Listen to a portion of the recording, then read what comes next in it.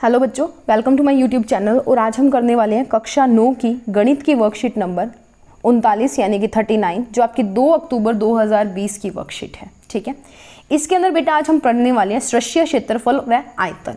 हमने क्या किया था, पहले कुछ पढ़ा था, जैसे हमने आयत के बारे में पढ़ लिया है, वर्ग के बारे में पढ़ लिया, त्रिभुज के बारे में पढ़ लिया है, वृत्त के बारे में पढ़ लिया है, ये हम पढ़ चुके हैं।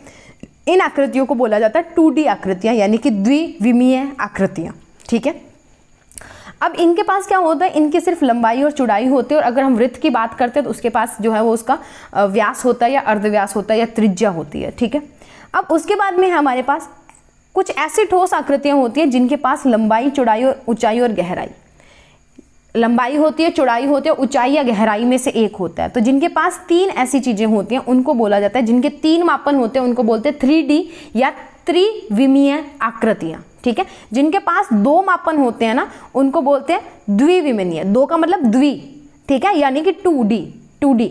और जिनके पास 3 मापन होते हैं उनको बोलते हैं त्रिविमीय यानी कि 3D। द्विविमीय आकृतियों को त्रिविमीय आकृतियों का फलकों के रूप में देखा जा सकता है। फलक का मतलब क्या होता है बेटा, सरफेस की बात करते हैं। फलक जैसे हम आसमान को बोलते होते हैं तो सरफेस की बात करते हैं पूरा। ठीक है, तो हम क्या करते हैं, जब भी हमारी त्रिविमीय आकृतियां हम बनाते हैं, 3D शेप्स जब हम बनाते हैं, तो जो 2D शेप्स होते हैं, द्विविमीय आकृतियां जो होती हैं, उन्हीं को उनके सरफेस के रूप में, उनके फलक के रूप में बना लेते हैं। यानी कि कुछ 5 या 6 या 3, 4, 2 कुछ द्विविमीय आकृतियों को मिला के ही त्रिविमीय आकृतियां बनती हैं। कैसे बनती है वो मैं आपको दिखा देती हूँ। पहले आपके घर पे एक टूथपेस्ट का डिब्बा होगा, उसको ध्यान से देखना है। उसको आप ध्यान से देखोगे, आपने सबसे पहले ये देखना उसके पास 6 फलक है। टूथपेस्ट के खाली जो बॉक्स है, डिब्बा है, उसके आपके फलकों को देखना है। सबसे पहले आपने गिनना है कि उसके अंदर कितने फलक हैं। उसके अंदर टोटल 6 फलक है। 6 फलक है। ठीक है, सभी फलक क्या है, आयताकार है। आयताकार यानी कि रेक्टेंगुलर शेप के हैं, आयत जैसे हैं। ठीक है, वह सम्मुख फलक जो है वो बराबर है। ऐसी आकृति को क्या कहते हैं, घनाभ। यानी कि वो आकृति जिसके 6 फलक हों, ठीक है, और 6 के 6 फलक आयताकार हों और सम्मुख जो फलक हैं वो सर्वांगसम हों, उसको कहते हैं हम घनाभ। ठीक है, और ये क्या कर दें कि इसी आकृति में आयताकार फलकों की जगह अगर हम क्या लगा दें, वर्गाकार लगा दें, यानी कि स्क्वायर वाले वर्गाकार फलक जो है वो लगा दें। उन 6 आयताकार फलकों को निकाल के उनकी जगह पे 6 वर्ग जो है वो हम लगा दें और वो सारे के सारे सर्वांगसम होंगे, तो उसको क्या बोलते हैं, घन बोलते हैं। तो ऐसी आकृति जिसके अंदर 6 वर्गाकार फलक होते हैं और 6 के 6 सर्वांगसम होते हैं। इसके अंदर सिर्फ सम्मुख सर्वांगसम थे ना, इसके अंदर 6 के 6 सर्वांगसम होंगे, तो उसको क्या बोलते हैं, घन बोलते हैं। जो मैथ में हम ऐसे बनाते हैं। आपकी लूडो की डाइस देखी है आपने, उसके जैसा होता है। ठीक है, पाउडर के डिब्बे को ध्यान से देखिए। आप क्या करते हो, पाउडर का डिब्बा लेके आते हो या आप कोई सॉफ्ट ड्रिंक का कैन लेके आते हो, तो वो ऐसा होता है, ऊपर ऐसे 2 सर्कल्स होते हैं और ऐसा बना होता है। ठीक है, तो इसके अंदर 2 वृत्त हैं और एक हमारे पास क्या है, वक्र पृष्ठ है। वक्र यानी कि ऐसे कर्व जिसको बोलते हैं, एक वक्र पृष्ठ है और 2 इसके अंदर वृत्त हैं। ठीक है, और दोनों वृत्त क्या है, उनकी त्रिज्या एक जैसी है।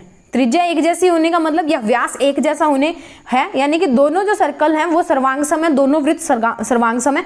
ऐसी आकृति को हम बेलन कहते हैं और उसको मैथ में ऐसे बनाते हैं। ठीक है, अब ये तो हो गया कि कुछ 1 या 2 फलक सर्वांगसम होते हैं या सारे के सारे फलक जो है वो सर्वांगसम होते हैं या सम्मुख फलक सर्वांगसम होते हैं। पर अगर ऐसा ना हो, कोई भी फलक जो है वो सर्वांगसम ना हो, तो फिर क्या होगा। तो हमने क्या करना है, कुछ ऐसी आकृतियां देखनी है। तो आपको ये देखने को मिल रही है। सबसे पहले इस आकृतियों में एक वृत्तीय और एक समतल फलक होता है। एक वृत्त वाला यानी कि कर्व वाला और एक समतल फलक होगा। ये क्या बनती है, एक ट्रायंगल और एक सर्कल, एक त्रिभुज और एक वृत्त से मिला के ये आकृति बनती है। और इस आकृति को हम क्या कहते हैं, शंकु कहते हैं। जैसे आप जन्मदिन के ऊपर बर्थडे कैप पहनते हो वो, ठीक है, जन्मदिन की टोपी, या आप आइसक्रीम लेने जाते हो तो आइसक्रीम का जो कोन होता है, ठीक है, उसको शंकु कहते हैं। ठीक है, इस आकृति में केवल एक वृत्तीय फलक है, एक वृत्तीय फलक होगा सिर्फ। ठीक है, ऐसी आकृति को गोला कहते हैं। जैसे आपकी क्रिकेट की बॉल होती है, फुटबॉल होती है, वॉलीबॉल होती है, उनको क्या बोलते हैं, गोला बोलते हैं। ठीक है, इसी गोले को बीच में से मैं अगर यहाँ से काट दूं तो 2 आधे आधे गोले बन जाएंगे, जिनको आप सेमी सर्कल्स बोलते हो। ठीक है, या जो हमारा अर्ध जो वृत्त है या अर्धवृत्त जिसको बोलते हो, तो अर्धवृत्त बन जाएगा। पर अब अर्धवृत्त क्या होता है, वृत्त अंदर से खाली होता है, इसके अंदर कोई ना कोई चीज है। अगर आप बॉल को काटोगे तो चाहे वो प्लास्टिक की या रबड़ की है तो वो सारी चीज कट जाएगी ना। जैसे आप एक नींबू है, नींबू को बीच में से काट लेते हो, 2 अलग अलग स्लाइसेस कर लेते हो, ठीक है, तो उसको बोला जाता है अर्धगोला। ठीक है। इसमें एक वृक्कीय और एक समतल फलक जो है वो होता है। एक वृक्कीय होता है ये वाला, ऐसे वाला, और एक समतल होता है ये वाला, ठीक है। क्लियर हो गया।